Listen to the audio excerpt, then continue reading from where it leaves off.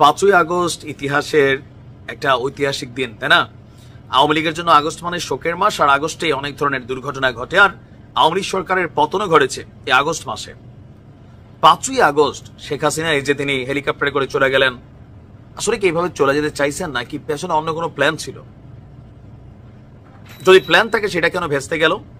নানান ধরনের অনুসন্ধান করেছে জাতিসংঘের যে তদন্তকারী দলটা আছে তারা, আর এই বিশাল তদন্তের পর তারা সেই 5ই আগস্ট শেখ হাসিনা সরকারের কি প্ল্যান ছিল সেটার আরেকটা প্রতিবেদন তারা দিয়েছে। সেই প্রতিবেদনটিতে বলা হয়েছে মার্চ টু ঢাকা, ছাত্রদের যে কর্মসূচি ছিল সেইটাকে ঠেকাতে তৎকালীন সময় শেখ হাসিনা 4ই আগস্ট মানে এর আগের দিন 2 দফায় উচ্চ পর্যায়ের বৈঠক করেছিলাম। বৈঠকে এই কর্মসূচিকে মোকাবেলার পরিকল্পনা করা হয়। পুলিশের এক কর্মকর্তা জাতিসংঘকে দেওয়া তথ্যে বলছেন যে 5ই আগস্ট সকাল থেকেই সেনাবাহিনী জানতো যে শেখ হাসিনার পতন হয়ে গেছে, কিন্তু পুলিশ জানতো না। তাই পুলিশ তখনও সরকারকে রক্ষা করতে সর্বাত্মকভাবে মাঠে ছিল। এখানে ওই দিন সেনাবাহিনী বিভিন্ন জায়গায় ছাত্রদের পক্ষে অবস্থান নিচ্ছিল, মেসেজ চলে গেছে, বাট পুলিশ মনে করছে যে না, শেখ হাসিনা তো আছেই, আমরা লড়াই করতে হবে। 4ই আগস্ট বৈঠক হয়েছে। জাতিসংঘের মানবাধিকার বিষয়ক হাই কমিশনের যে আপনার দপ্তর আছে সেখান থেকে তথ্য অনুসন্ধান প্রতিবেদনে এই তথ্যটি প্রকাশিত হয়েছে বুধবার। প্রতিবেদনে 5ই আগস্ট মার্চ টু ঢাকা কর্মসূচি দমনে বিচার বহির্ভূত হত্যাকাণ্ডের বিবরণ দেওয়া হয়েছে, আর তাদের প্রতিবেদনে তারা লিখেছে মার্চ অন ঢাকা। প্রতিবেদনটিতে বলা হয়েছে যে আপনার আন্দোলনরত নেতাদের প্রকাশ্য ঘোষণা এবং গোয়েন্দা সংস্থাগুলো থেকে তারা যে তথ্য নিয়েছে যে 5ই আগস্ট ঢাকার কেন্দ্রস্থলে বড় প্রতিবাদ মিছিলের পরিকল্পনা করেছেন আন্দোলনকারীরা। 4ই আগস্ট সকালেই শেখ হাসিনা জাতীয় নিরাপত্তা কাউন্সিলের বৈঠকে সভাপতিত্ব করেছিলেন। অংশগ্রহণকারীদের মতে বৈঠকে সেনা, বিমান, নৌ, বিজিবি, ডিজিএফআই, এনএসআই, পুলিশের বিশেষ শাখার প্রধানেরা অংশ নেন। তো সেখানে সরকারের স্বরাষ্ট্রমন্ত্রী, শিক্ষামন্ত্রী, পররাষ্ট্রমন্ত্রী ছিল তৎকালীন। তারা মার্চ অন ঢাকা প্রতিরোধের জন্য আবার কারফিউ জারি এবং তা বলবৎ করার বিষয়ে আলোচনা করেন। স্বরাষ্ট্র মন্ত্রণালয়ের ঘোষণা দেয় কোনো বিরতি ছাড়াই অনির্দিষ্টকাল কঠোর কারফিউ চলবে।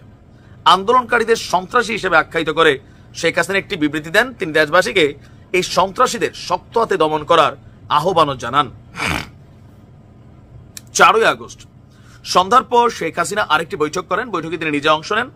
অন্য অংশগ্রহণকারীদের মধ্যে ছিল স্বরাষ্ট্রমন্ত্রী, সেনাবাহিনী, police, RAB, BGB, answer, VDP, এখানে অনেকগুলো যারা আছে তাদের প্রিন্সিপাল স্টাফ অফিসার এবং কোয়ার্টার মাস্টার জেনারেল অফিসাররা ছিলেন।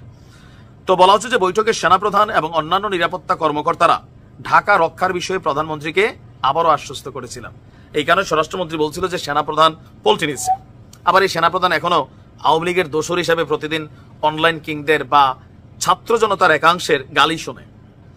বৈঠকগুলোতে অংশ নেওয়া ঊর্ধ্বতন কর্মকর্তাদের তথ্য মতে পরিকল্পনা বিষয়ে যেটা একমত ছিল, প্রয়োজনে শক্তি প্রয়োগ করে বিক্ষোভকারীদের ঢাকা কেন্দ্রস্থলে প্রবেশে বাধা দিতে পুলিশের পাশাপাশি সেনাবাহিনী, বিজিবি মোতায়েন করা হবে।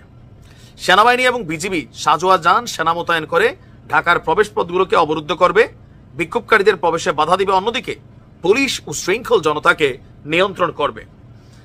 আর শেখ হাসিনা নিরাপত্তা বাহিনীর স্পেশাল সিকিউরিটি ফোর্সের তৎকালীন মহাপরিচালক 5ই আগস্টের প্রথম প্রহর মানে রাত 12টা 55 মিনিটে বিজিবির মহাপরিচালককে পরপর দুটি হোয়াটসঅ্যাপে খুদে বার্তা পাঠান। যে বার্তাগুলোর হার্ড কপি জাতিসংঘের হাতে পৌঁছেছে। প্রথমটি ছিল ফরওয়ার্ড করা, যা আন্দোলনের নেতাদের বলে মনে হয়। ঢাকার প্রবেশের পথগুলো সম্পর্কে তারা ছাত্র জনতাকে জানিয়েছিলেন। দ্বিতীয় বার্তাটি প্রতিরক্ষা আদেশের একটা ভিডিও রয়েছে। প্রতিরক্ষার প্রথম এবং দ্বিতীয় লাইন, একটি তৃতীয় দূরপাল্লার ইউনিট, একটি ব্যাকআপ ইউনিট, একটি পশ্চাৎভাগের ইউনিটের কথা বলা হয়েছে। আর 5ই আগস্ট সকালে সেনাবাহিনী, বিজিবি সদস্যরা মূলত দাঁড়িয়েছিলেন। তো তাদের উপর কোনো দায়িত্ব যেগুলো ছিল তারা সেটা পালন করেনি, মানে জুনিয়র যারা স্টাফরা ছিলেন। তো এখানে একটা বিশাল একটা প্রতিবেদন। তার মানে এখানে তিনি সর্বোচ্চ চেষ্টা করছিলেন যে 5ই আগস্ট যখন আন্দোলন চলছে তখনও বিভিন্ন জায়গায় পুলিশের গুলি চলছিল। সকাল থেকে সেনাবাহিনী জানতো হাসিনার পতন হয়েছে, বাট পুলিশ জানতো না। সেই কারণে তারা গুলি চালিয়েছে। এক পর্যায়ে তারা কি বলছে গণভবনের দিকে রওনা হয়ে গেছে এবং তৎকালীন সময় সেনাবাহিনীর যিনি প্রধান আছেন তারা শেখ হাসিনাকে সম্ভবত 5 মিনিটের সময় দিয়েছিলেন যে দেশ ছাড়েন অথবা আপনি এখানে থাকেন। আর এর মাঝখানে বিভিন্ন বিভৎস ঘটনা যেগুলো আমরা দেখছি ফুটেজে, এগুলা ঘটছে। এটা জাতিসংঘের প্রতিবেদন বলছে যে পুলিশের ঊর্ধ্বতন কর্মকর্তাদের নির্দেশে গুলিবিদ্ধ অনেকগুলো মৃতদেহকে একটি ভ্যানে স্তূপ করে তারা গাড়িটিতে আগুন ধরিয়ে দেয়। এগুলো কিন্তু সত্য ঘটনা সবগুলাই, যেগুলো মানুষ এখনো অনেক কিছু ভুলতে পারে না। দেখেন, আমরা অনেকেই বিভিন্ন দলের সমর্থক, বাট এই জিনিসগুলো যেগুলো হয়েছে সেটাও মেনে নেওয়ার মতন ঘটনা না। এগুলার সমালোচনা করতে হবে, এগুলার নিন্দা জ্ঞাপনও করতে হবে। তো যাই হোক, এরপরে একটা পরিস্থিতি আইসা শেখ হাসিনা বাংলাদেশ ছাড়তে বাধ্য হয়েছিল, বা তিনি পালিয়ে গেছেন, তার ভাষায় তিনি বাধ্য হয়েছেন। আর প্রতিবেদনের ভাষায় তিনি দেশ ছেড়ে চলে গেছেন, ছাত্র জনতার ভাষায় তিনি পালিয়ে গিয়েছেন। বাট তিনি গেছেন, এটা হচ্ছে সবচেয়ে বড় কথা। ওই দিনও তার সর্বোচ্চ প্ল্যান ছিল মাঠ কন্ট্রোলিং এর, যা সেনাবাহিনী এবং বিজিবি বেকা গেছিল। নয়তো ওই দিন হয়তো আরো 20-50 হাজার মানুষ তো মারা যাইতো। যদি আপনি মিয়ানমারের নমুনা দেখেন না, মিয়ানমারে কি চলছে, ঠিক এরকমই হইতো। বাট শেখ হাসিনা ভাবছেন সর্বোচ্চ শক্তিটা প্রয়োগ করি, দেখা যাক 2-1 দিনে 2-4 হাজার আরো 10 হাজার লাশ ফালাই দেবো, আর তারপরে ঠিকঠাক হয়ে যাবে। আবার এখন আমরা আস্তে আস্তে দেখছি যেটা মেটিকুলাস প্ল্যান ছিল, সরকার পতনের আন্দোলন ছিল, তখন শেখ হাসিনা এগুলোই বলতো যে এটা সরকার পতনের আন্দোলন, কোটা আন্দোলন না, জামাত শিবির এটার পিছনে জড়িত। এখন আবার অনেকাংশে আমরা দেখছি যে সমন্বয়কদের অনেকেই তারা জামাতের লোক ছিল, বা সার্জিস তারা জামাত না হলেও তারা কিন্তু এখানে একটা জামাতের সাথে শিবিরের সাথে সমন্বয় করে আন্দোলন কিন্তু সামনে নিয়ে আসছে। নাহিদ তারা যখন জেলে ছিল, সার্জিস তারা জেলে ছিল, আরেকটা টিম কাজ করছে। তো ইট ওয়াজ এ ম্যাটিকুলাস প্ল্যান।